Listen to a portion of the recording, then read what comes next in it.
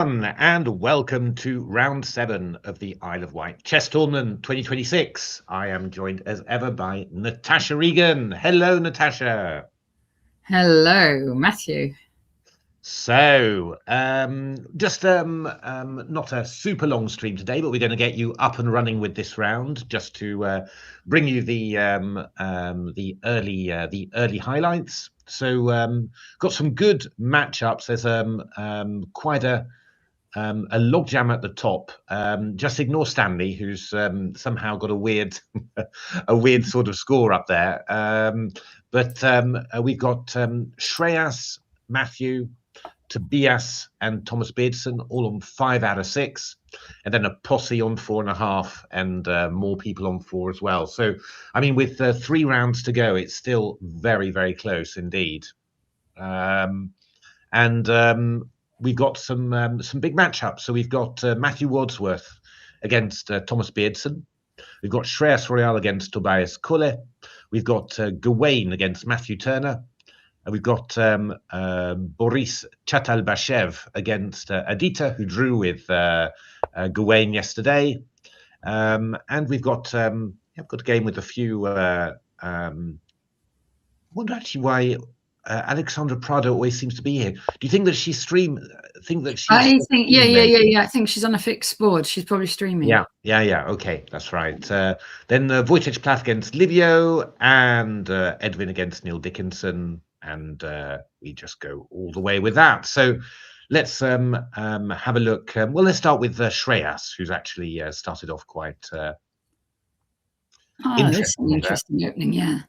Yeah, so knight f3, d5, and then e3. So, I mean, presumably, Tobias maybe is a semi-Slav addict, and Shreyas is looking to play a slightly, not to give him the sharpest line straight away, but to try and get around it a little bit. I've done this myself as well. It's quite effective. So c4, e6, b3, bishop d6, bishop b2, castles. Now, isn't it quite trendy to do an early e3? Don't like. Yeah, no. Is it some people do it like not move one, but yeah, it's. Yeah, no. I mean, these lines are quite trendy. I mean, normally what Shreyas done now is a little bit unusual in a way because he's played d4. But normally what people try and do is to go knight c3, and then you try and get some sort of kingside attack with rook g1, g4, g5. It's dangerous. I mean, obviously, if you're an engine, then you deal with it properly. For humans, it's quite hard to deal with, and there've been some very, very good wins. And I mean, I've played these sort of systems quite a bit. It's if you're flexible, if you're like a d4 player, but you can also play the English or one knight f3, then playing these systems is very, very effective. What's interesting here is that Shreyas has just played d4, so none of that knight c3, etc. He's played d4, and what I suspect that Tobias is probably a semi-Slav player.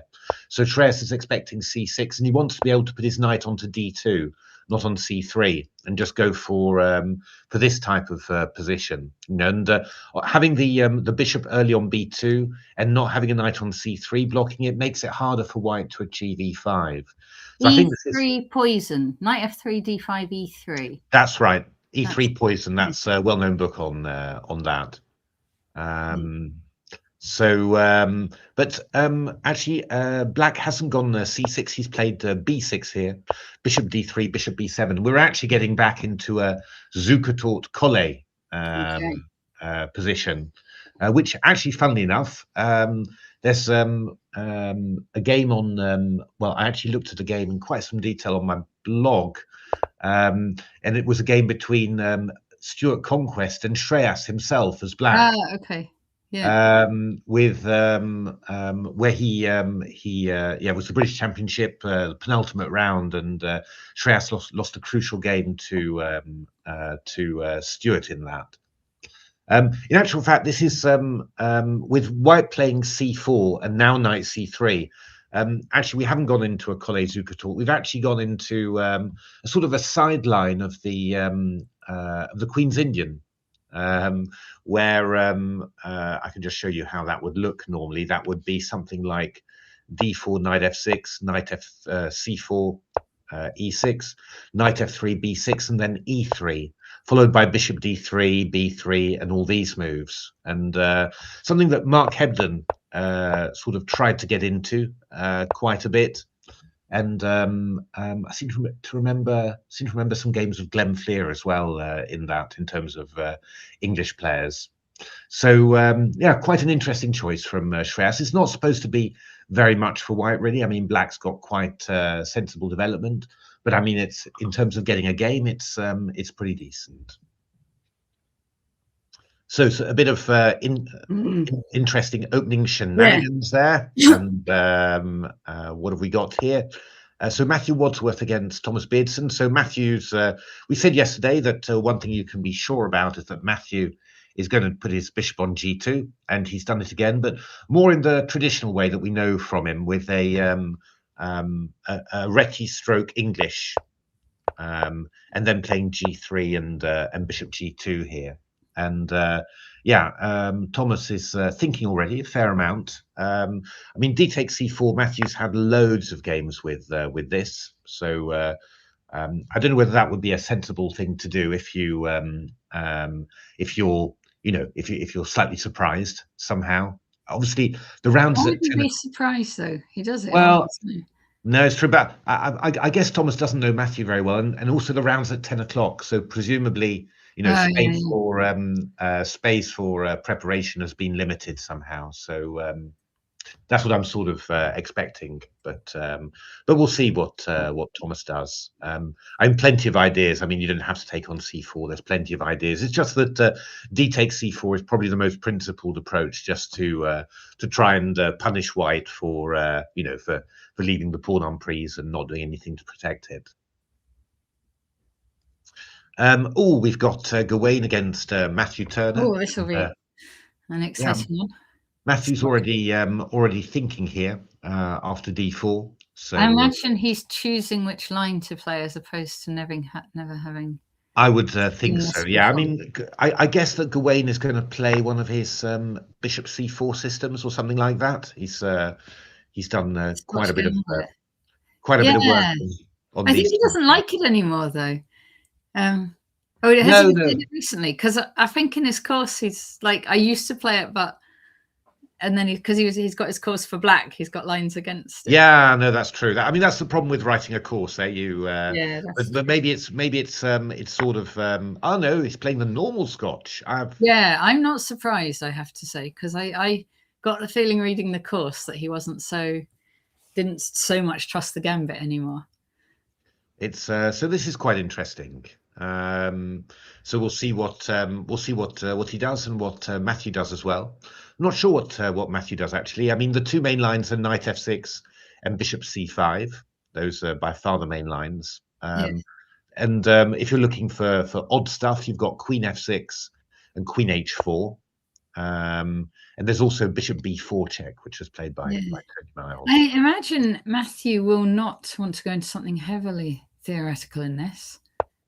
Well, this is going to be fairly. He might do it, even though he doesn't want to. But... Yeah, well, it's hard to avoid. To be honest, that's one of the benefits of the Scotch. Really, it does sort of push you into some pretty sharp lines. Really, there's not that much choice really for avoiding that big theory. So normally speaking, I would guess that Matthew would play bishop b6. That's the normal move. There is also bishop b4 check, c3 and bishop b7. That's also been played, which is quite solid. I mean, the idea is simply that you stop the white knight, you chase the white knight away from d4, so can't jump into here. You take away the c3 square from the knight on b1, and then you go back and say, okay, I'll carry on with my life now. Yeah. It's not bad. It's I reckon he'll do that as opposed to if the other one's more theoretical. Yeah, bishop b6 is huge theory, and can get quite sharp. So yeah, I mean, I would expect maybe I'd expected he wouldn't. A bishop b4, bishop b7 would be more up his street, I think. But we'll see. We'll see. Just have just see one interesting thing there, that A6 has been played, and now the move A4, which not played very much, I have to say. Although a couple of strong players here, David Anton from Spain, very strong player, has played it. Also Lito, and but especially Anton, not very successfully, I have to say. He's lost 3 and won 1 in actual fact. So it's not a great score for with the white pieces.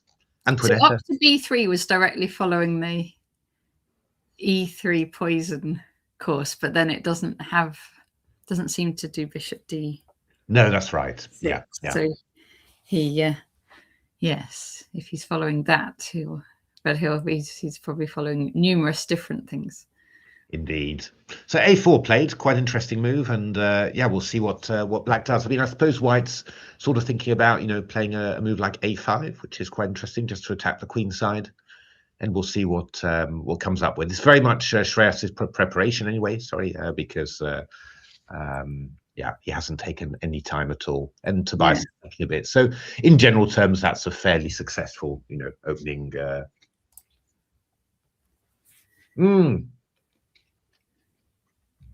Matty has played bishop b4 check there. Of course he has, yes. C3 and now bishop e7. Yeah, that's that. To be honest, you can see that's the experienced player, sort of kicking in there, saying, I don't fancy this sort of stuff. I'm going to find something else. Thomas Beardson has not taken that pawn. He's gone for the very solid Grunfeld option. Castles, and a5. So we'll see. These are quite, dare I say it, turgid openings, really. It's but in principle, black's normally doing quite fine here. But so we'll see what Matthew's got planned here for white. Oh, Adita. Adita has gone from a triangle semi-Slav here, so called because those form a little triangle there. And but F5, doesn't that make it a Stonewall Dutch? Well, after E3, this is a known idea, F5. So just going back to a Dutch structure. Now that white can't put the bishop outside the pawn chain and has played E3 rather than G3. That's the idea. So these systems were favorites of the Polish player Michał Krasenkov, very strong player, and he played these a lot. And also Ruslan Sherbakov, a Russian player, I believe, played these a lot back in the day. So I had a game with them as well, with this in actual fact. And the idea is that you play knight h6, funnily enough, because after c takes d5, you want to play e takes d5. But you also want to play this knight round to d7, so you need to be protecting the f5 pawn. And then after b3, you play knight f6. That's the idea, and you've got your knights reasonably placed. This knight in the Dutch, a knight on f7 is actually quite good, covers some key squares. So actually, this development, although it looks a little bit weird, is quite sensible. We're no longer in theoretical territory, funnily enough, after knight f6. I suspect knight e5 stops the knight, or at least if the knight f7, you can exchange it. I mean, knight f6 is a little bit, it's a tiny bit strange, maybe. I mean, something like bishop d6, you sort of keeping the knight on e5 is not silly somehow. Queen f6 has been played a few times by some brave souls. Here as well, but knight f6 played and knight e5. So I mean, white's got a couple of options here. I mean, white could also go for a double Stonewall and just play f4. Bishop a3 is going to come in once you move the bishop on d6. I probably expect bishop a3 to happen now, because obviously if you go bishop a3, then you've wasted a tempo with the bishop. Could you bishop a3? Could you take on e5 with the idea of putting that knight on g4 and trying to take the e pawn? I guess they just drop the bishop back, but then you But you've got knight f7. Yeah. So aren't you picking up that pawn? Well, it's it's not. The question is a little bit whether that's a good deal or not. No, I understand. Yes, but yeah. But you could do it. You can definitely do it. It's definitely an idea.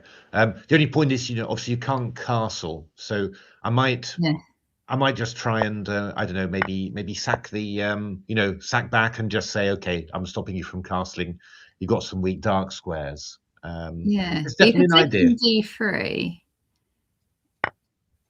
and then it isn't a bishop pair or anything like that. No. But you'd have to castle long, wouldn't you? I mean, it's sort of it's dangerous. It's not clear, but it's not totally silly. But you would have to be a brave soul in order to do it. I mean, that's definitely true. I think Adich is a brave soul because he's already done his f5. Indeed.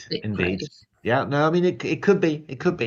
We'll have a little look there. I mean, White can also just do things a little bit more more calmly. Obviously, he could play a move like f3. Could also play a move like f4 as well.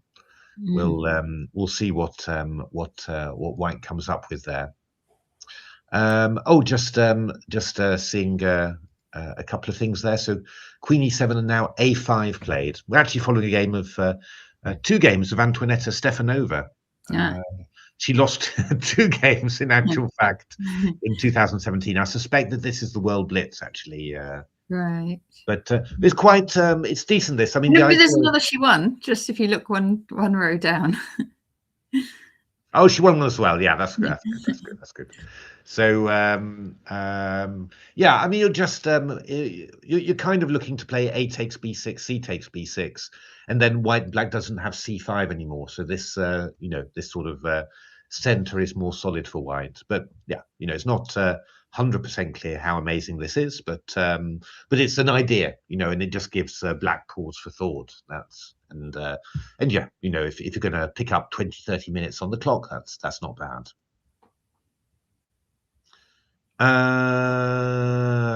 Let's have a look. Let's move down a little bit further. We've got this is interesting. We've got Wojciech Platt against Livio Cancheda Dupuis. So actually, Livio's allowed something, which is kind of knight c3 is quite odd, really. Definitely. It's got a little idea. I mean, I guess that d5 would really be it's always the most natural reply to knight c3. I don't know what Wojciech would have planned in that case. But after knight c3, bishop g7, White plays knight e4. And so you're hitting this pawn on here, and the idea is that after d6, you can give black double pawns. I mean, that's not an absolutely massive thing, but it's maybe worth. Seems like a funny trap to play at high level, doesn't it?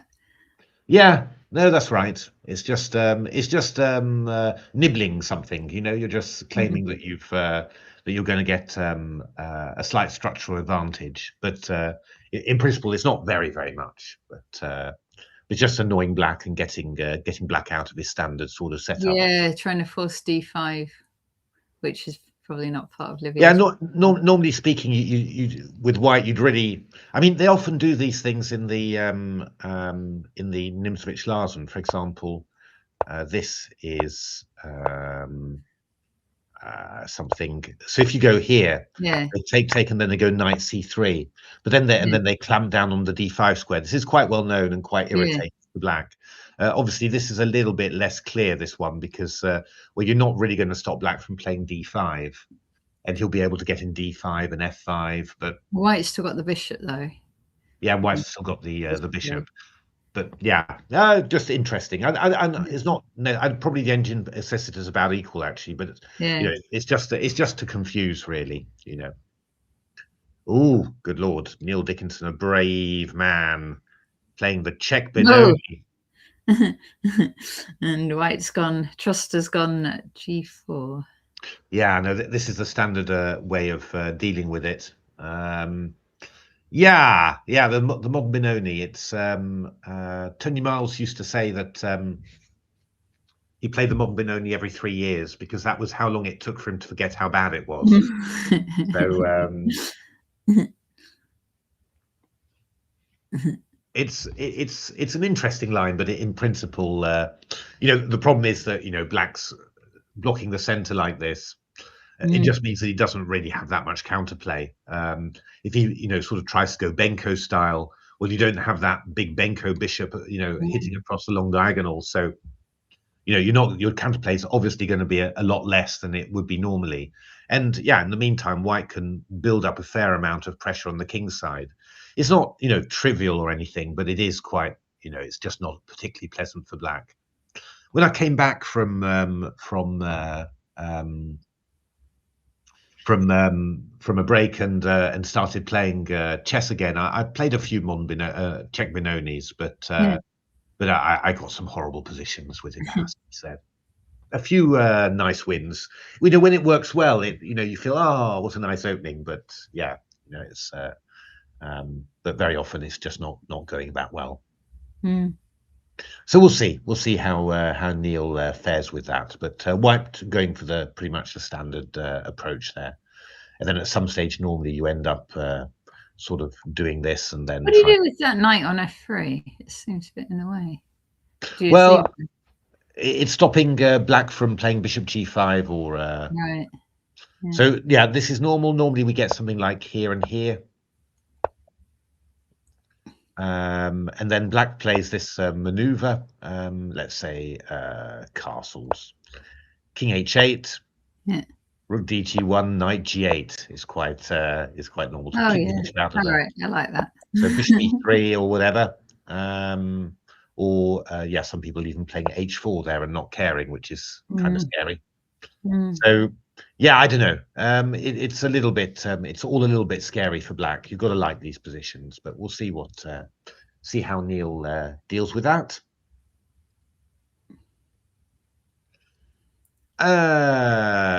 We've got Victoria Radeva, who drew with Alex Golding yesterday, playing Black against Taran, and Taran's played the birds.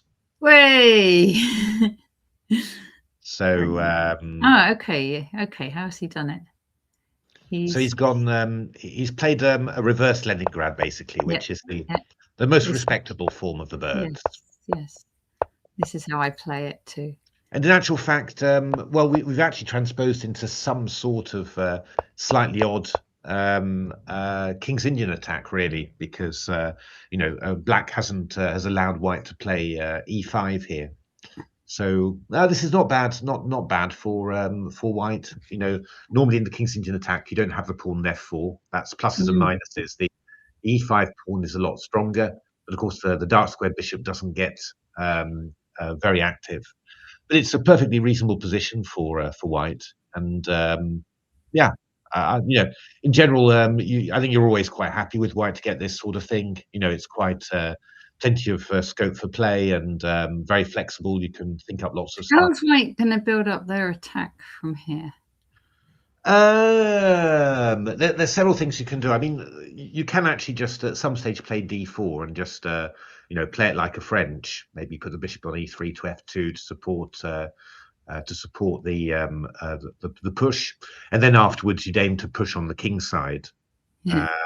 You can also just try and push on the king side normally as well. Another idea, it depends. Sometimes Black plays d4 and you play c4. Then your knight gets into e4. And Black's got b5. This one is a little bit sensitive because the bishop's on it over here. So if Black starts pushing the pawns, often bishop e3 can be a little bit irritating. It's I mean, it's one of those things where because neither side's or White hasn't committed fully to the center. There's a certain period where both sides are sort of looking at what each other does and trying to judge the right plan. I mean, the White knight could come around here, or it could just come around here and hold. Yeah, knight a3, knight c2. You do sometimes, don't you? Yeah. So there's a lot of possibilities here. It's but I mean, quite a few of the top players you're seeing. Nakamura's played here. Quite a few strong players has done this. Todorovic back in the day was quite keen on this. So it's not a crazy system by any means. And Black's got to decide. Are you going to try and play f6 at some stage? It's a double-edged thing. Play b6, or are you going to try and play b5? also not totally clear for black what black has to do. Yeah. So yeah, complicated position basically. Quite nice to get. Let's have a look. Alex Golding against August Jalving. Yeah, just a bishop b5 check Sicilian, where White hasn't played the pawn to c4 as he usually do, just played the knight directly to c3. But I guess that if you go b takes c6, knight c6 slightly unusual. I guess that White would then play e5 and try and claim that he's got a bit of a nibble there, really, you know, because you're going to, you know, to split up the pawns maybe, or maybe split them up this way.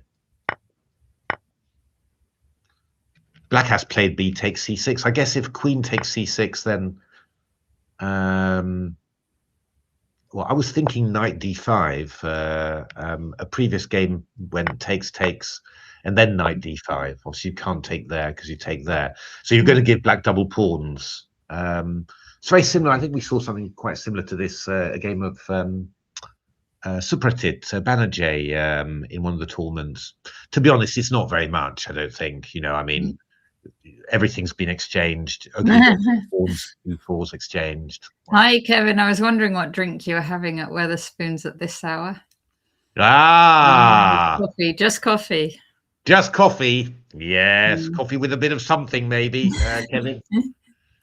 So it's yeah. No, e5 is going to be quite decent for White. I think the only thing that black might try, I suppose, well, you could try a knight d5, but I think we could just take there, and that would be reasonably decent. At any rate, after here. Yeah, because that's... Black will have to work to get the 71.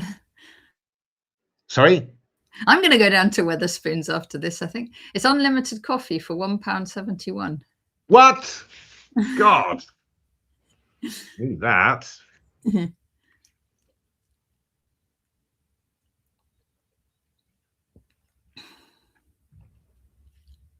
Mind you, Kevin, they say you're only meant to drink about 2 coffees a day, so you might have to switch onto the decaf.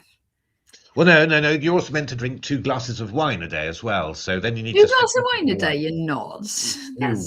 You are not. Surely not. You are. If you read the right research, then you are. It's all about reading. That's what the secret to happiness is. It's reading the right research somehow.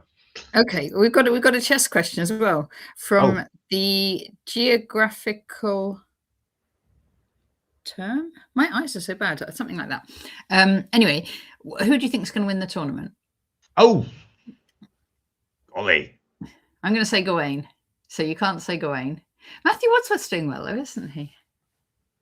Okay, there's a few that could. Shreyas as well. Yeah, I'll go for Matthew Wadsworth, I think. Okay, you go for Matthew. I'm going for Gawain.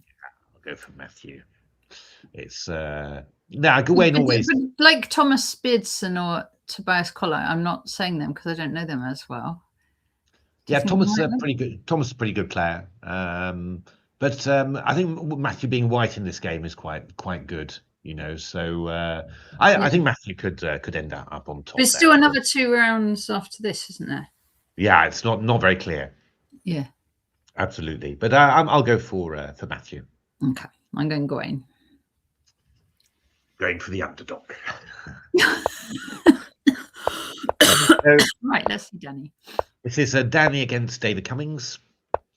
So yeah, this bishop g5 system in the QGD not thought to give very much for white, really. Oh, Kevin's saying Boris. Boris. Wow. Yeah, too much coffee, Kevin, I think. No, Boris is the guy on board 4 playing Aditya. That's right.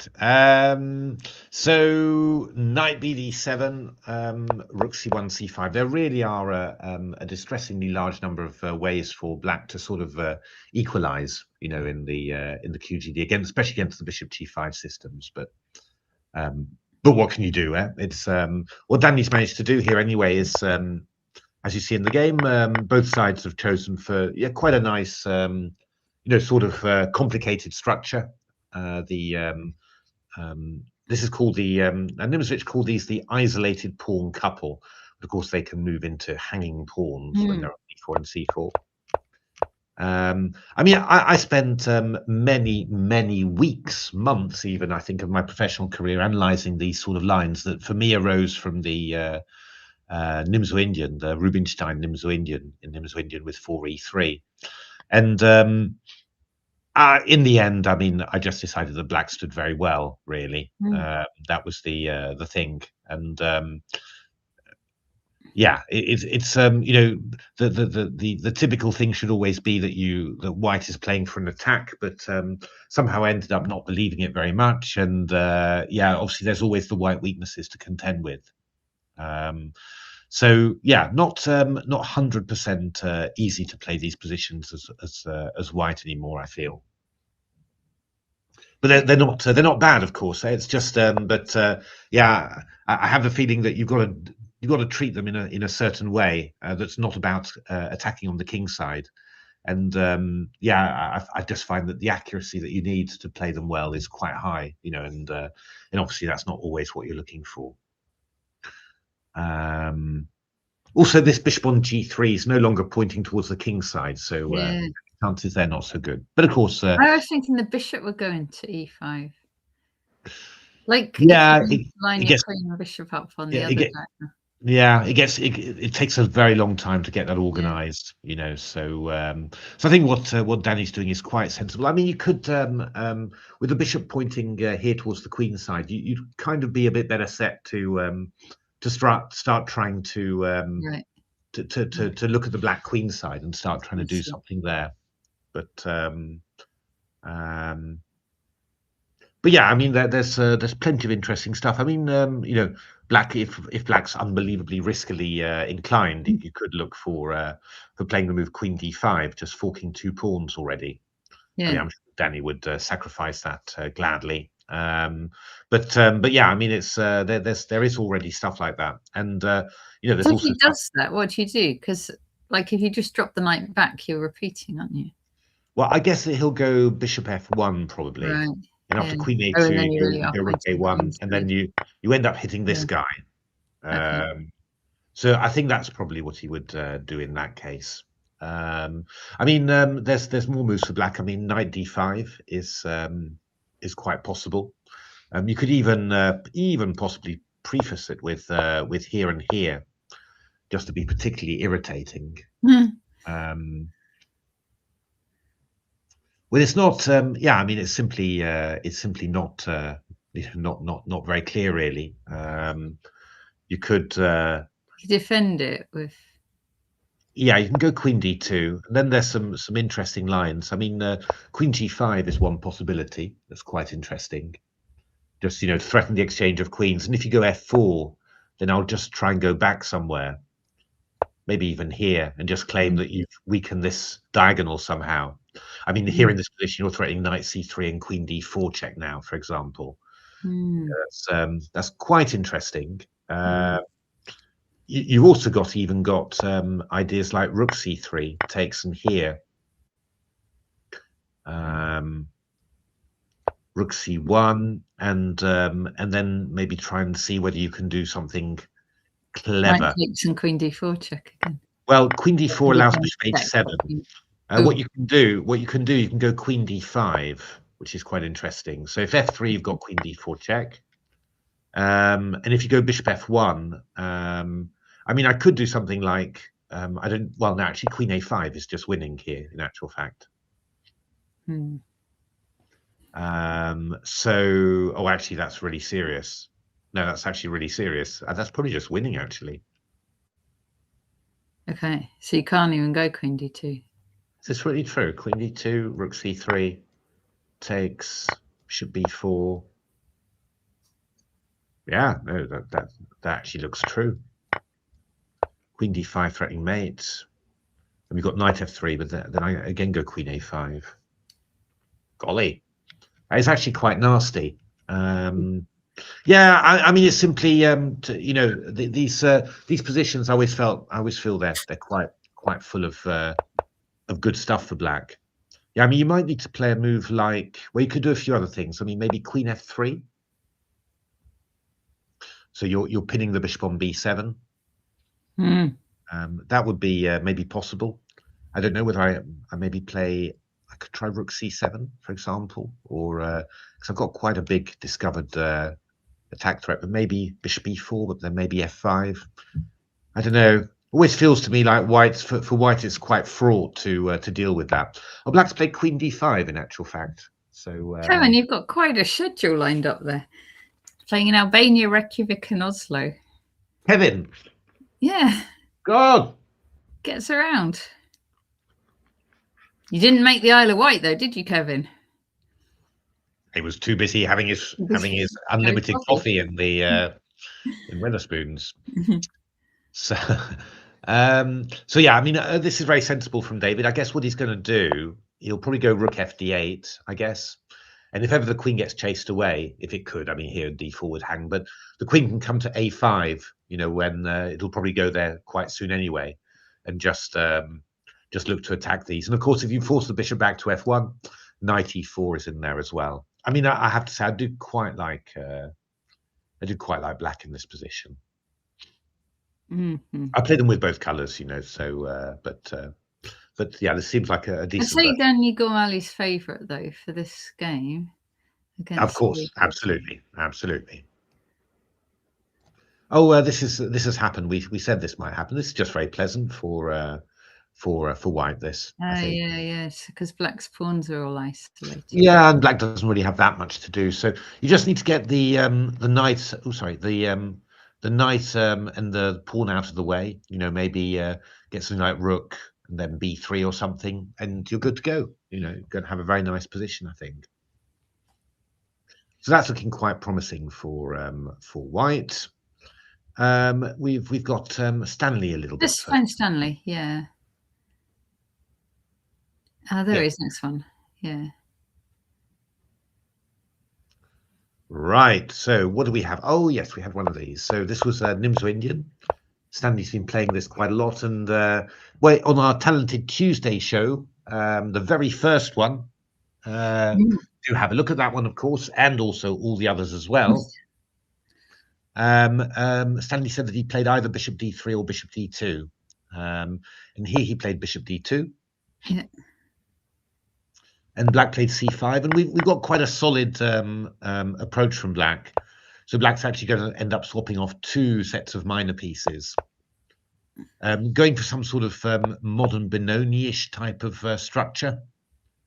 Now, Black playing quite aggressively here, trying to break up the pawn center. But Queen C2 takes, knight takes, B4 takes, Queen D2, D6 castles, Queen D7. A lot of pieces exchanged there, of course. It's been a bit of hoovering. Yeah, I mean, it's quite even in actual fact. I mean, Black will be happy with that knight on B4. It's not always clear that that knight on B4 is good. I mean, in some ways, it blocks the rook from attacking the pawn. But it's looking at a few interesting squares, also looking at this D pawn. So probably it's a reasonably good knight. And you know, for White, it's not easy. I mean, at the moment, White keeps everything together. But if you move that knight from C3, then maybe other things would get weak. Maybe, you know, Black will get A5, A4. So it's pretty balanced, I think. I mean, I suppose White's plan really will be to try and get that center moving. And if you can do that, that would be good, but it won't be easy. So basically, quite even, I think, out of the opening there. Fair enough. Let's have a look at Jude. Oh, good lord! So this is material imbalance here. Yeah, this is a well-known theoretical line in the Scotch. Let me just show you that. Another Scotch today. It's the topical opening. Yeah, that's right. So I've played this for Black. Yeah.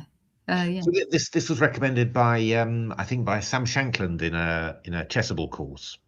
So he recommended this approach for Black. It's the good old main line, basically, where I mean, the Scotch is one of those openings where you give Black some weaknesses and you shut out some of the pieces, but you do have problems, you know, keeping hold of that pawn on E5. And so Black actually goes for it here. and then takes and takes here. Ah, Kevin says Kasparov used to play this as white. Yeah, that's right. Kasparov's had a game indeed with this. Well done, Kevin. So you've got various ways of playing here. I mean, one cunning idea for white is to play the move f4 here.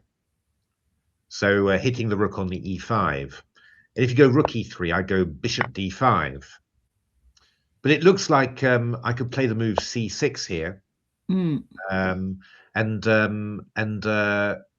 Yeah, you know, it's looking like you're going to play rook e8 after, and you'll be in trouble. But you've got this very cunning move, bishop f3. Oh golly, and the rook gets trapped if you take it. Indeed, that's a cunning trip. So basically, oh my goodness, Sindarov again, Ganguly. Wait, who? White's Ganguly, right? In that? Yeah, I think so. Yeah, I think so. But Sindarov, 2018, but he must have been pretty young then, right? That's like 8 years ago. 24-74, though. I guess that he was going. How old is Sindarov now? 22, something like that. So he must have been 14 at the time. So yeah, even so. But this is not completely stupid either. I mean, it's you could also understand this as well. But presumably White's got a decent way of getting out of there. But anyway, after bishop f3, you normally play rook e8, knight d2. That's the beauty of the bishop. You're covering this. Yeah. You go rook c3, and I mean, black's pretty active. I mean, black should be fine here. Yeah. So, but White didn't do that. White played a slightly older line. Played knight c3. c6 and rook d1, rook e8, bishop f3, f5. I mean, in general, you know, black's got 2 pawns for the with the rook for the 2 minor pieces. The minor pieces are restricted. You know, it doesn't really feel like you know, White should really be better. But well, you know, Jude's giving it a go here. Going after that weakie. Black's probably going to be a little bit careful about doing this because, yeah, you don't want to get your structure weakened there. And what Black's trying to counterattack here. So if rook a7, g4, then this one would hang. But Jude just played h3 there. So yeah, we're going to have to see what Black comes up with now. I could imagine that pawn in the middle, like the pawns in the middle, becoming quite strong for Black. Yeah, they could do. They could come. It's not easy to advance them. That's the problem. So, because what if you say you just ignored? You don't go d6, right? Because of what you said with knight d4. But what if you just tried to go c5 and then d4?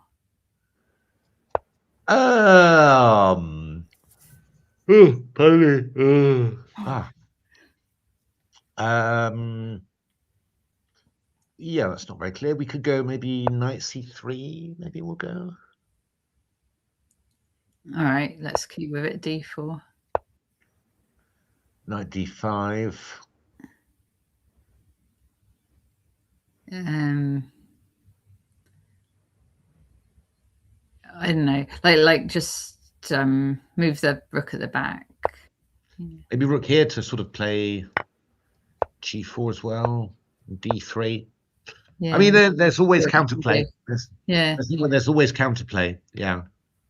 I think you certainly shouldn't be passive. I think that's definitely true. You know, it's. I'm just wondering what people have done normally. Actually,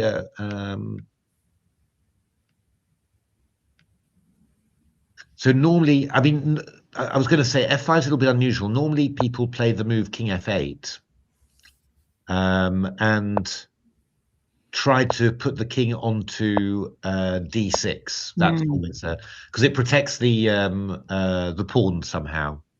Yeah. And then after rook a4, once the rook moves away, you can maybe. Yeah, rook a4, rook a8 has been done somehow. And then I guess probably Black's going to try maybe. But with your rook on a8, you can't really do that. The plan I was thinking. No. So yeah, Black's played it maybe slightly not optimal way, but we'll see. We'll see how Black is going to continue here and try and create some counterplay. I mean, I think he probably does need to try and create some counterplay somehow. So I think that on a7 is really kind of doomed. I don't think you're going to be. No. Because especially now you've played G5, you've got a lot of weaknesses here, you know. So yeah, C6 and F5 for a start. Yeah. So we'll see. That could be quite a sharp game. Might be a good choice from Jude. His opponent doesn't know it very well, you know. Just that could actually be quite. Yeah, both playing it pretty fast, aren't they? Yeah. No, they have played it pretty fast. Must be said. Black's thinking now, but yeah. Let's have a look. Pavlos Bozinakis against Theo Cowrie. Okay. Typical IQP position. Black pretty comfortable again. You know, it's looking pretty okay for Black here. All the pieces nicely developed. You've even gained a bit of space on the queen side. You could have a disruptive b4 at some stage to get your knight onto b4. Oops, good lord, sorry. And so yeah, I like these positions as Black. Basically, it's just quite pleasant. Yeah. Let's have a look at the top boards again then. Yes. Oh, quite a lot has happened there. So we left it here, where Black had just gone a5. Yeah. Looking to play a4. Yeah. So Matthew played knight c3, stopping a4, and then bishop g4. Put the bishop outside the pawn chain. Yeah, and then I always wonder whether to go d3 or d4 in these types. So he's gone d4. Yeah, I think typically with knight c3, you're more likely to go d4. I think you're more likely to play d3 and knight bd2. I think is my feeling always for those. But so knight bd7, and then Matthew took the chance to take on d5, because after c takes d5, you're not going to put a knight on c6. So Thomas played knight takes d5, bit of the Grunfeld spirit there. You could take on d5, but then of course you won't have a knight to go into b5 anymore, you know. So Matthew just played rook c1, and now takes, and a4 was played. And this is pretty typical for this line, really. Black swaps off a pair of minor pieces. White's got a bit more space, but Black's quite comfortable as well. You could think about taking that on a4. You can do, yeah, you can do. I mean, there's stuff like, for example, knight b6, and then knight d5, for example, and you've got to try and decide. Yeah. This one might be a little bit weak, but it's definitely a possibility. You could decide it with the bishop on c3. It's there's going to be a moment where you can do it. Then it probably would be now. I mean, there's also an idea, maybe like going knight b6 and then knight c4, for example. You could take it back. Yeah, in general, yeah. But I'm not quite sure what White would do otherwise. I mean, you could go e3, you could go e4. You could try and get the two bishops, for example, and claim that advantage, play h3.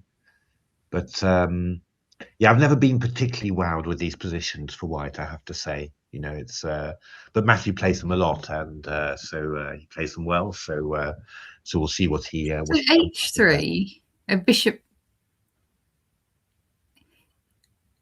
f5. I suppose you'd go. You can do many things. I mean, taking is often played followed by e6. You just say, "Oh, my pawn's on light squares. I'm happy." Because you can't really avoid exchanging that bishop. I was just looking. You can't really avoid. Well, I mean, bishop f5 is possible. Because if g4 we come into e4, and if knight h4 we go bishop e6, you know, so we can actually avoid exchanging off that bishop. That is actually possible.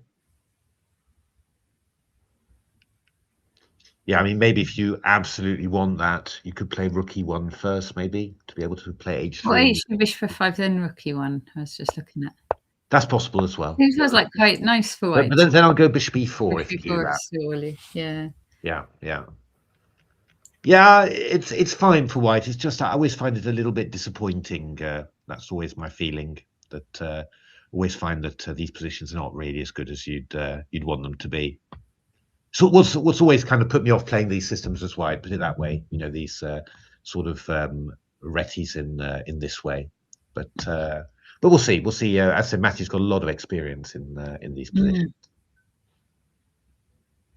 Okay, so Shreyas has got an interesting position here. So he took on d5, and Black took back, and then Shreyas took on there. So we've got this this sort of structure now where you've isolated the black d pawn, and you stop black from playing c5. But yeah, I mean the whole centre is very static somehow, so it's it's not very clear how white will try and do something. And actually now it looks like yeah, Shreyas actually behind on time now. So yeah, he's obviously out of book, and he's got to think what to do. Rook a2 was a slightly odd move, I have to say. You can go queen a1. Yeah, maybe, but you'll go b5, which you'll most likely do anyway. To if you go there to if you go there to attack the pawn in a6, I'll go b5. I think I'm probably likely to do that anyway in the long run. So yeah, I'm not sure you're gaming something, and I'm not really sure what the queen is doing. The queen. Maybe that wasn't his idea then. That's what I thought his idea was. But... yeah, I don't know. Yeah. I mean, maybe it's a sort of a flexible move, vaguely, to but yeah, I never really liked these positions as white. Either positions where you've taken on d5 like that, and your bishop's behind this pawn. Always felt that there was a likelihood that the black could get quite aggressive and active as well. So yeah, it's a bit of an acquired taste. I didn't like these types of positions, which is why I never played this system. But some people do swear by it. I mean, I think normally with white you play a move like knight e2 and then put the knight over on g3. But black can go g6 h5, knight f6, knight g4, f5. And play quite aggressively like that. So yeah, I think it's just just kind of... queen a. Does he want to swap off the bishop, like queen a1 and then bishop a3? That would be a good idea. But then if you go b5, then if I go bishop a3, you fork. So yeah, I don't think that's not just not. It doesn't even work. Yeah. I'm not sure. I just find white's position a little bit static and lacking in in clear plans. Basically, that's always my feeling. I always felt that you needed to be quite careful about this because you just could end up worse as well. That was always my feeling. But we'll see. Shreyas obviously confident in playing this, so we'll see how that goes. Gawain, your favorite. Oh, good. So this is quite d5. Quite sharp, isn't it? So f4, d6, queen, bishop d3, and then knight h6 played. Looks bananas, but it's been played by some very good players: Abdusatorov, Lazaro Bruzon, Niels Grandelius. The idea really is that you want to play f5, and so then you don't want your knight on f6 blocking. And since white's played the pawn to c3, you don't get the knight into d5, so it feels easier to put the knight on f6 rather than f6. Am I reading it right that there's more wins for black than there is for white with this? Yes, you're reading it right. You are reading it right. Yeah. Yeah, funny. So queen c2 played. Hasn't been played very much. Castles and knight a3. So Gawain being quite original here. F5, bishop d2. So the idea just being wants to castle. Going long, yeah. Doesn't look very impressive, to be honest. I'll be honest with you, especially with what Matty's done, because d5 now takes, and we've got this this knight on a3. I think the point is you castle queen side, which implies that you want to attack on the king side. But all of your like g4 and all your minor pieces are over here. Yeah, you could, but I'm not quite sure what you're doing really.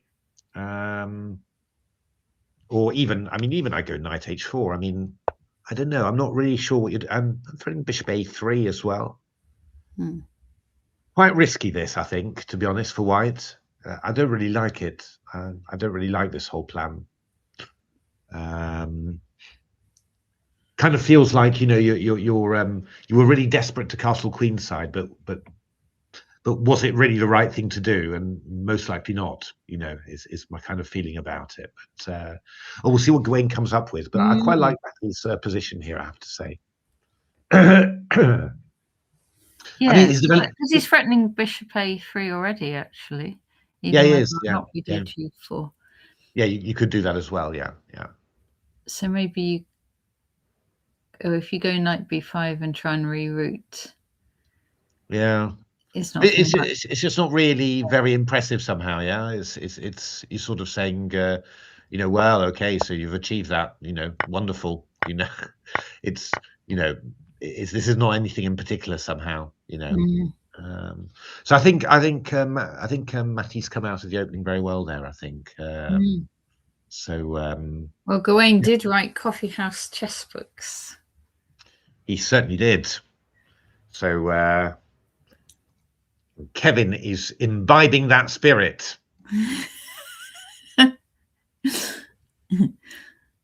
Let's have a look. Who else would we want to have a look at? Oh, we were going through the top boards again. Sorry. So let me have a look at Boris. That's Kevin's tip for glory against Adita.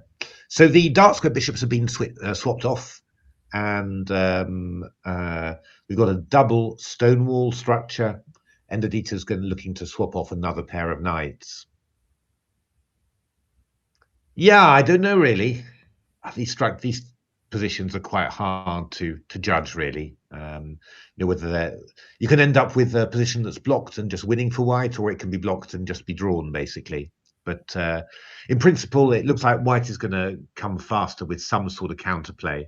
Because black would normally do something like g5, but black's not at all organized to get that going. So I would imagine that Adita's plan is, maybe to swap off a pair of knights, and then maybe you'll swap off another pair. I don't know. Knight takes g4. That's probably that's a decent move actually. Yeah, you don't want to let this a pawn go here. You want to keep that in reserve for yourself later. So I'm not sure. Maybe white will go queen e1 or something like that, and then you're just going to try and push here. What about a5 for black? Possible. Never really clear whether you're just helping white. Pardon me, by opening up the queen side there. It's possible. I mean, a move like b6 is also possible. And you just say, okay, I'm going to fight you on that flank. Otherwise, another idea for black would be to play g5 and try and get some counterplay on the king side, but you're not really brilliantly set up for that. Kieran says you're on fire today. On fire? Yes, partly your chess and partly your coffee references, I think. Yes, indeed. It's oh, sorry, I'm definitely bit in pain today as well. Oh, good Lord. Now, it was one of those things. I always do plenty of stretching exercises in the morning too, because I had lots of problems with my back and everything. And but unfortunately, sometimes the stretching exercises prove to be your downfall as well. And, you do your stretching exercise and then your back goes. So it's I've never quite been sure really about what the best approach is for that sort of thing, but. Let's have a look. So this was this interesting game of Wojtek. So where Wojtek had just taken just given black double pawns, and actually played it quite interestingly, just aiming to exploit the fact that black's lacking an e pawn to control these central squares. So he's threw in the move h4, and now he's just exchanging off and just trying to get an ending where white's got control of the d file, and also slightly better pawns. This looks quite an interesting little way of doing it. Rook c8 from Livio, and yeah, I mean, white's got to decide how he wants to do this. I mean, you could just put a knight on g5. That always seems quite natural to do something like that. Because you might, think of going bishop c4 later and maybe have a queen g6 incidental threat. Looks quite nice for white, really. It's and black might be able to do this okay, but it's definitely black at the moment, struggling to make sure that white doesn't develop a really big initiative. And there's always, you know, obviously you don't want to allow the black pawn to f6, but there are at times there's moves, you know, like moving the queen back and then bringing the rook into d6. So I feel like black should get the knight out the way, like maybe knight b4 or something, and try and get something a bit more active on the queen side. Like, could you go like knight b4 and a6 and get c4 in or something? Yeah, it's not 100% clear. I mean, I've got moves like bishop c4, for example. And then we do have to worry about that. Yeah. And then I'm just going to go a3 after. It's not. I mean, there's also bishop d7 would be interesting actually. Oh. Bishop I don't think it's working straight. It's not working. Maybe it's not working, or maybe it is working. I don't know. I mean, there's always these ideas with knight e6. And if takes, I've got bishop e6 check, followed by queen d8. So that's always a bit of a frightening little thing. I'm not. What if rook takes bishop? Oh no, you can't. Queen takes there. It doesn't. Yeah, queen takes there. That's not enough. Yeah. Well, it's not so clear. You can go queen f6, king b1, and bishop c8 actually. So maybe that's not so clear. But ideas like that anyway. I mean, you know, it's just it's a bit risky moving the knight away like that. So yeah, I don't know. It's just a bit awkward for black, this one, I think. But I think quite nice preparation from well, this one has gone. Is this the? It has indeed gone like this, and the two knights like that. That's what we were talking about before. Yeah, White's played the whole line because that's our line. White's played a little bit oddly, really. Sort of playing this this knight h2. I mean, black can decide here whether he wants to play g5 and really block it all up there. So and then it's all going to be about the queen side. So I mean, that is actually possible. Otherwise, that's the problem with the check Benoni, though. You know, you sort of say, yes, I have got a good version of it, which means I can block up the king side and stand no chance of winning there, basically. So I don't know. I'm not sure. We'll have to see what Neil comes up with. Also, you've got to be a little bit careful because at some stage, h takes g could, you know, sort of happen, and you could end up in a lot of trouble there. But yeah. Oh, this opening doesn't look much fun. It's not much fun. That's the problem. It's just not very much fun at all. Let's have a look. So this is Taran against Victoria. So Victoria hasn't played for b5, b4, just sort of played b6 and bishop a6. And White's just put the pieces very sensibly. So this is a nice. The bishop's quite good there. I mean, you aim at the c pawn, so black can't go b5 very easily. Can't you sort of generate that counterplay very quickly? You could have d4, and you could also have stuff like g4 and bishop h4.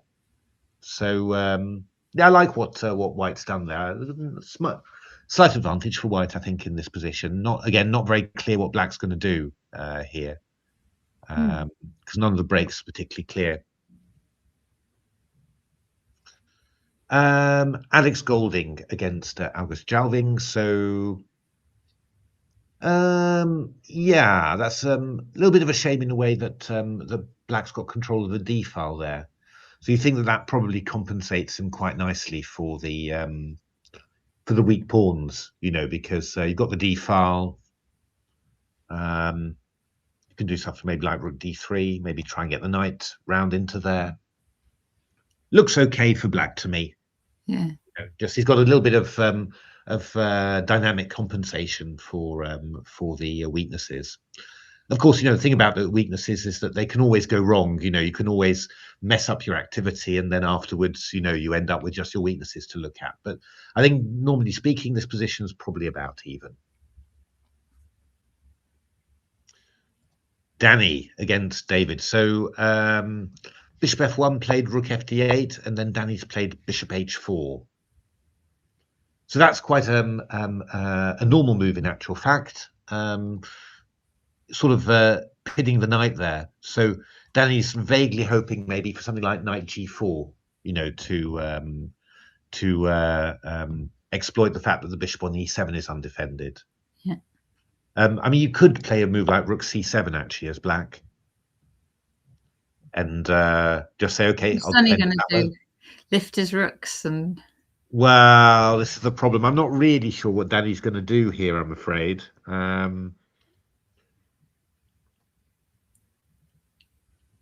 It's just, you know, again, this is you just run out of moves as white very easily, you know, whereas black seems to be able to keep on improving his position and sort of doing stuff somehow. So I'm not very sure what I should do there. I mean, another move that black could consider is to play Queen A5, hitting this one and this one, with the idea of meeting Knight G4 with Knight D5.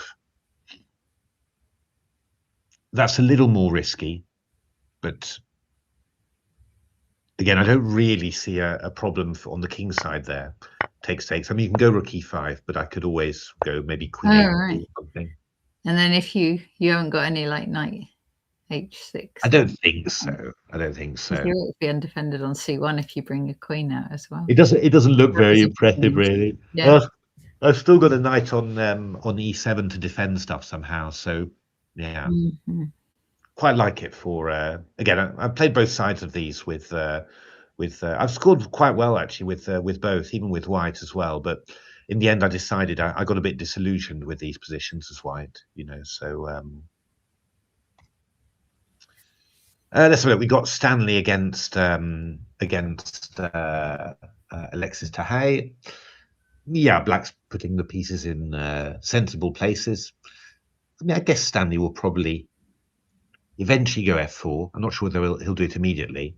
I suppose, yeah, I mean, black could also sort of try to play a move like c4. Doesn't look like that's what he's going for, with the rook having been put to d8, but something like c4, you know, and try and make something of the c file, and then you can, because you can support the knight on b4 with a5, you know, that might not be silly to do that either. So maybe rook ac8 would have been more the move I would have been thinking about for black there. But yeah, interesting position, quite unclear there. Oh, c5. C5. Yeah, that was my move.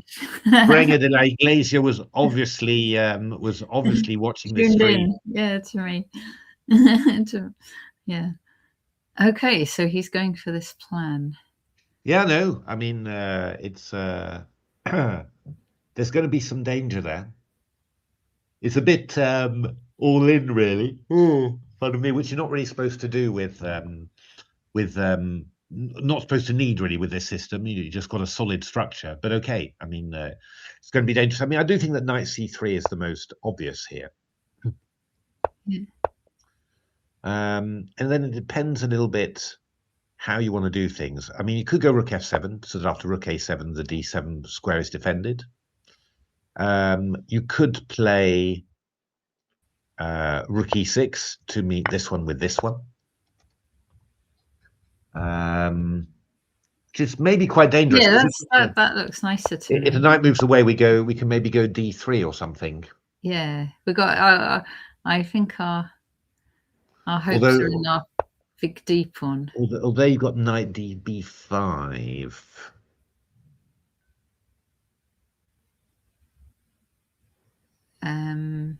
It's a little bit. That one's a little bit irritating. Yeah. I mean, you could go rook e1 and rook e5.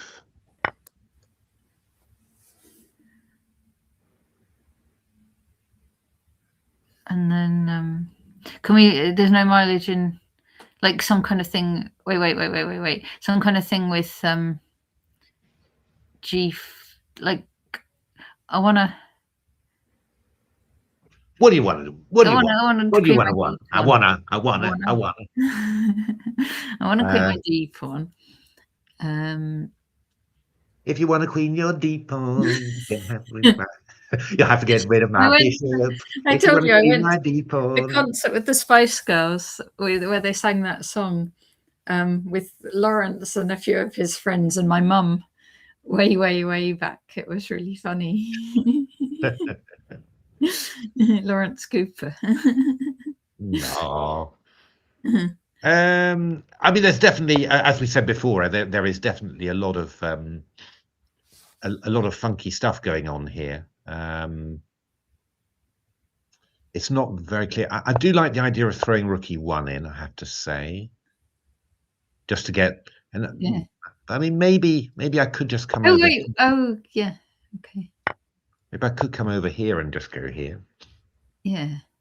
Because I'll have some g4s at some stage. That's what I'm sort of thinking. I can, maybe maybe even use this rook along the f file.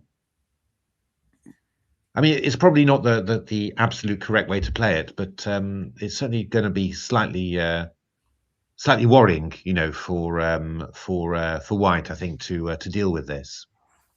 So yeah, I can imagine that Jude's going to be having a good old think here.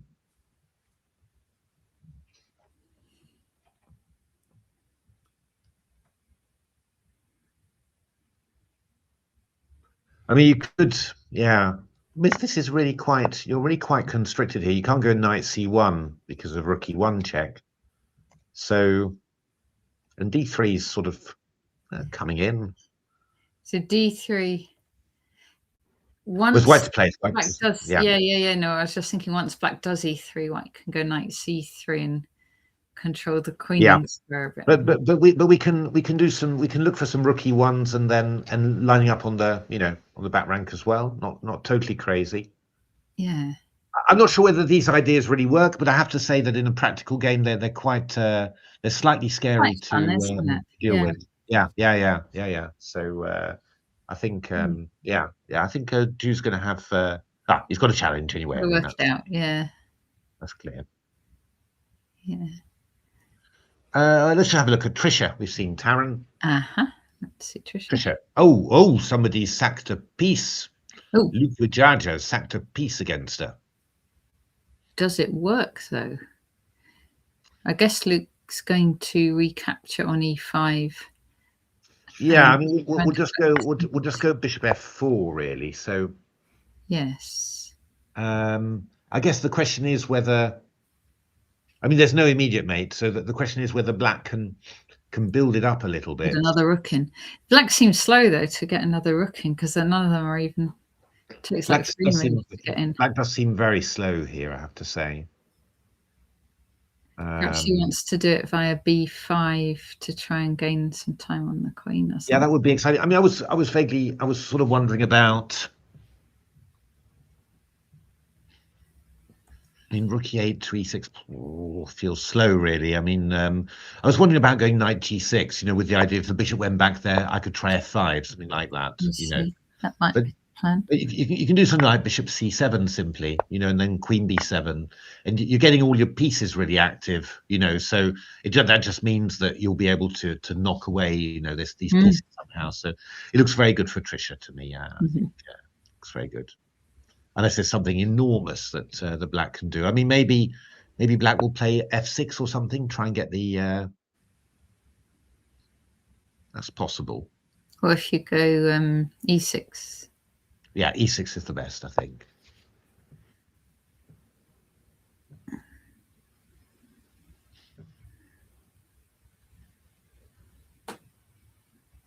Yeah, it feels a bit hopeful, really.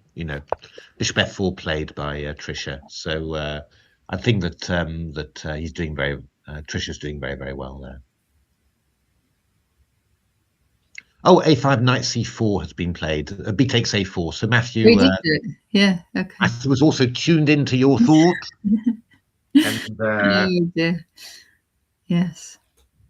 And knight c4 played. Yeah, that's not so bad for white. I mean, obviously black's going to recapture the pawn, but it also means that the knight's going to be a little bit out of the way. You might be able to just keep it there for a little while. So you might be able to do something. But on the other hand, black's position is very, very solid. So, it's not like you've got loads of stuff to do with white. B5. Queen A1 was played. B5. That is the idea. Yeah, okay. We're guessing some of these moves, aren't we?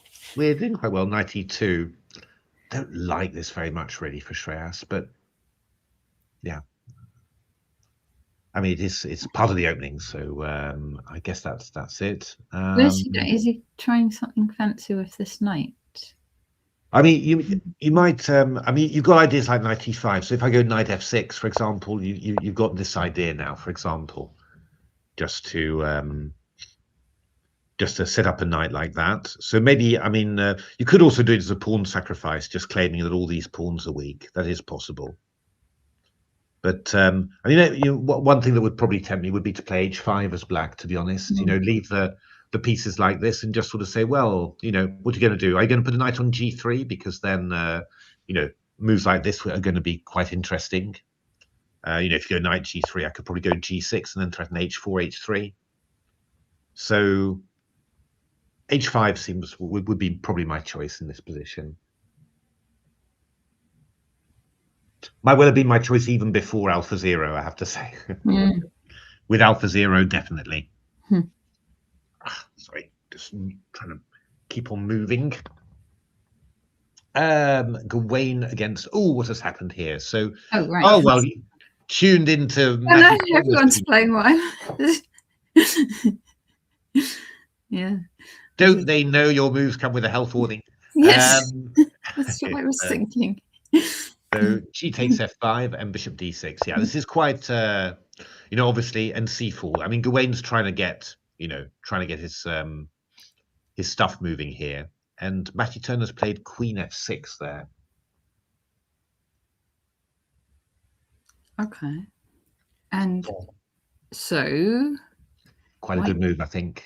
Is it White could take on? Yeah, it's a nice idea. I mean, the idea here is that you're just going to take on there, and I mean, if you did a move like rook g1, you're trying to get some counterplay in some way. I think you'll always have ideas like bishop f4 and then back to e5. That's definitely an idea. So that's probably quite decent. But yeah, White takes on d5 straight away. Just now we've got to have a little thinking about this. We could do two things. We could go knight b4. And just try and claim that I've got your dark squared bishop there. The only thing you can claim that's true. The only thing is knight d4 might be a little bit awkward here because you're really getting into that e6 square, which looks a little bit awkward. Yeah. So what you might do rather with black is to ply the move knight e7, because if you take on f5 with the knight, you're covering g7, you're covering these squares, bishop attacking this pawn. I think you're probably doing quite nicely. Okay, and so, but we could still aim for e6. So say we went knight c5. Knight c5. Knight c5. Well, I'll go queen f5 here. I think I'm claiming that if I exchange off the queens, then I don't really need to worry about your knight coming on to e6. Gawain's played c takes d5. He's playing my move twice in a row. So I mean, you go there, I just take and go rook f5, and you sort of think, well, there's no real attack against the king here, and I'm just going to be taking pawns. Who's got what in pawns? Are we the same? Yeah, same for the moment, but two quite. Yeah, no, I don't like this exactly. So that. But yeah, I don't know. I don't really know.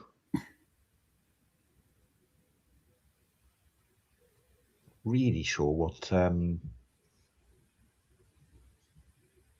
Well, we can't save the f pawn. 9. Not the one on f5 anyway. But maybe now we go for our attack, right? So you sound like you don't believe it. So that would.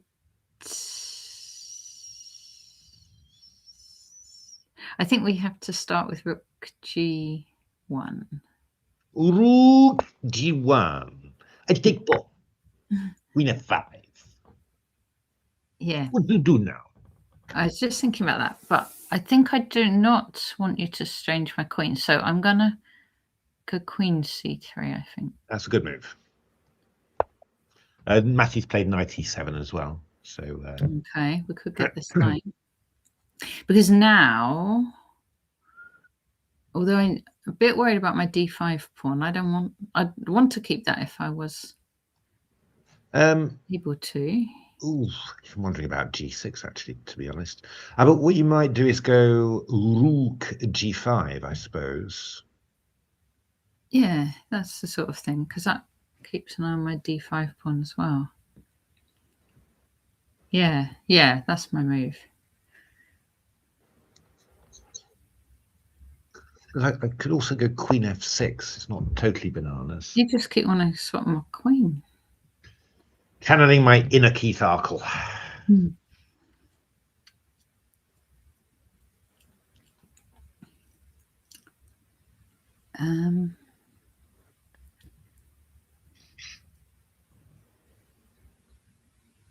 Yeah.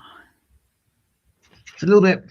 But I don't mind you so much swapping the queen on c3, because then I get my bishop to there. So what if I go rook g4, and my idea is to double rooks, if you let me, or else... Wow. Swap my queen. Oh. I dig pawn. It's not so clear. It's not so clear. It's not so clear. You could actually go queen c4 here. Yeah. And then you've cunningly prepared bishop c3 by protecting the. Yeah. This is the sort of thing. However, I played bishop takes f4 check. Now you can't go king b1 or king c2 because I go queen f5 and. Wait! Stop! Go back! You can play knight d2. Knight d2. Which does not look remotely risky. So I will go bishop takes d2. Rook takes. Queen there. And we have to take it. Well, that is la question. Do we have to take it? I think you probably do, unfortunately. And then we're just... Yeah, I was... You're pawns down. We're 2 pawns down. This isn't good. Okay. There. No, it doesn't work. I mean, you're just... So... I'm not sure, really. I've got this terrible feeling that all the complications are going to work out for black better than white somehow. I think your move rook g1 is best, to be honest. And yeah, I mean, knight f5 is also possible, but I do like the idea of just trying to force the exchange of queens. I do like that. Then queen c3 looks like a good move, and I think that queen f6 is also quite a good move just to do that. So we're now 5 and 5.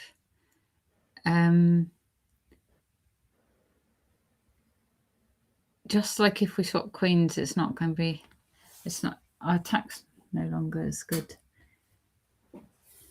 Rook g1 is what Gawain has played. He's played it. Is that what I said? Rook g1. Yeah. I'm thinking like... Well, I hope I'm thinking like Gawain today as opposed to Gawain's thinking like me today. I hope it's that way round. Yeah. I'm not sure. I mean, you could play the move queen c4 here, because obviously bishop takes. You've got d6, and I'm threatening at some stage something like bishop c3.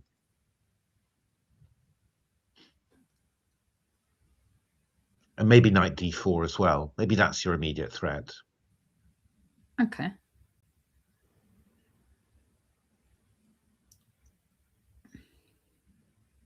I mean, all fairness, something like b5 is not totally crazy, but at least you're weakening your structure like that. I mean, this is play. This is still very, very sharp, of course. Yeah, no, it's more play than I was a bit worried that we were just going to end up with just weaknesses and no attack really. But it looks like there's some play at least. The one thing I would say is that Matthew's actually very good counter-attacking. Oh God, yeah. He's so tricky. He's very good. He's very good at that. Many times. Yeah. So somehow I just against him, I'd be just a tad nervous that he's gonna, you know, he doesn't. I think he doesn't get sort of scared about things somehow, right? It's not like you can sort of bluff him and say, oh, you know, he's such a chill guy, yeah, you know, so that's why this sort of position. I've had things like this against him, you know, where I've sort of overdone it a little bit, and I've got some weaknesses, and it has not felt good, you know, doing that. That's why I'm a little bit nervous. But this is still not too bad, I think, for White. I think you still, you know, you just need a few moves. The problem is, though, is that I think a lot of the tactics don't work because your king's getting caught with checks, you know, either around here or against this pawn. Your king was on A1. I think it would look a lot more promising, you know, the position. But just here, you're a little bit down on that. But this is not so bad. At least Black's got to work for it still, you know, to do something with this. So what's he's played? So it's Queen takes C5, Queens. They've played. Yeah, he's played Queen F5 as well and Queen C3. They're basically playing on moves. Yeah. And then yeah, I mean, Rook F7 is possible as well here, but then Rook G or G6 there. But then I was a little bit worried about Rook G5. It's a little bit irritating. You still go Queen F6, can't you? You could go Queen F6 then. That's true. That would maybe be more interesting. Yeah. That's maybe irritating.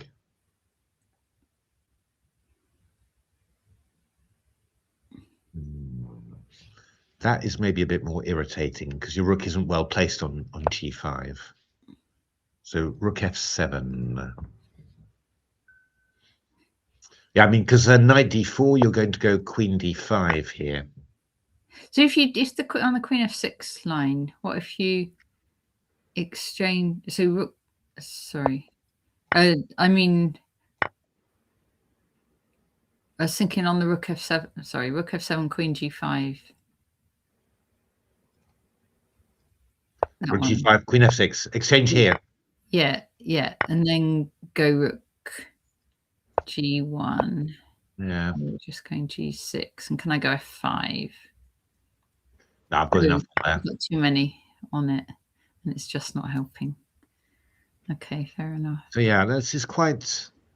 So Gwyn's played Queen C3. Yeah, so we're waiting now for Matthew. But in general, I think that Matthew's got quite a decent position there. Should we just to round, since we're going to be the string guys, should we just put the? Do you want to do quick minus 1.4? Grats and see how? Should we see how Freddie's doing? Yeah. Yeah. Where's? Let me have a look. I think I probably have. Let me. Broadcasts. They must be there, mustn't they? Grats. His Grats. Yes, because Freddie and Badana are both doing really, really well at this. So Badana's gaining 96 elo or something before going into this game. Let's have a look. So here, Freddie's a piece down. However, this is all quite murky, it must be said, because yeah, there's a lot of weak pawns here, and yeah, this is quite unclear. This is very unclear, and Black does not have much time left either. So so I'd say everything to play for. Everything to play for there. Yes. And Badana, is Badana on the live board? She makes the live boards, but I reckon if she's played 2300s all the way through or more, and she's on a plus score, and I think last night she was gaining 96 elo. So I think even if she draws today, she'll gain more than 100 elo. Excellent. Yeah, but I don't think she's made the live boards because they only have the top few. If I'm right about that. Okay, yeah. Now, this one winds up, doesn't it? This one winds up today. Yeah. But wow. Good luck to them. And also we can't look at, he won't be on the live boards as well, but our guy Junyan, who was playing in Grants. as well. Yay. And his brother. Yeah. Ah, lovely. As well. There's loads of English juniors playing there as well. Okay, but actually we should go back to Isle of Wight and wrap up there. Indeed. So Queen F7 played by Matty, actually, which is a slightly surprising not what we move. thought. Yes. Okay. And then H3 Bishop C8, covering the pawn on B7. That's going to be a tough old tight game. And Knight F6 has been played, so Shreyas could generally play Knight E5 in this position, which seems a bit of a shame oh no, actually Knight E5 allows Knight D2. Sorry, that's the problem with putting the queen on a square like that. Well, it's not so clear. You could go Rook E1 takes, and then he would trap the knight somehow. But it's all a bit murky, I have to say. Think twice before putting your knight in there, wouldn't you? I guess you would. But on the other hand, Knight E4 comes in, and you're threatening F6 with this one. Very, very risky. I don't know at all. I'm not sure what's happening here at all. But okay, that's pretty good. So I mean, lots of interesting games there. So plenty to see. Aditya, Aditya's gone G5 against Boris. So obviously not letting the grass grow. Just played it like a Benko gambit, basically. My goodness. But you can't G5. Oh, black can't take on G5. No. I think it's just sort of the idea is to get the king out of the way and then eventually take. But it's a bit crazy. What it's a bit scary, isn't it? Or not? Yeah, no, it's more scary for black than for white, I think. To be honest. But it's but we'll see how that goes. But so do keep tuned to the tournament, because there's lots of stuff happening. And unfortunately we can't commentate tomorrow. I'm working all weekend, so but do keep an eye on the tournament. And obviously from our point of view, hoping for a British winner. Plenty of candidates in there. So lots of luck, everyone. And thanks for watching the stream.